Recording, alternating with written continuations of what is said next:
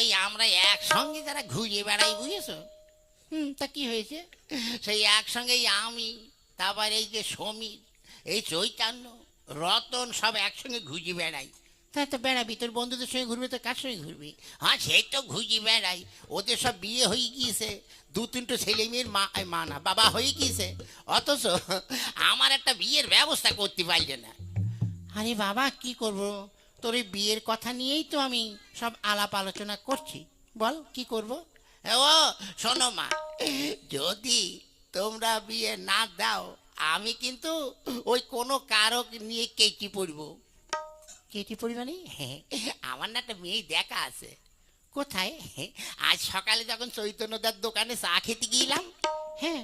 দেখি কি ওদের ঘরে একটা মেয়ে রয়েছে। আরে সে তো পাগলি। ওই পাগলি নিয়ে চলে যাবো, যা হয় হবে নি। ধ্যাৎ, পাগলি নিতে যাবি কেন? হ্যাঁ, ওই যে ঘটক আসছে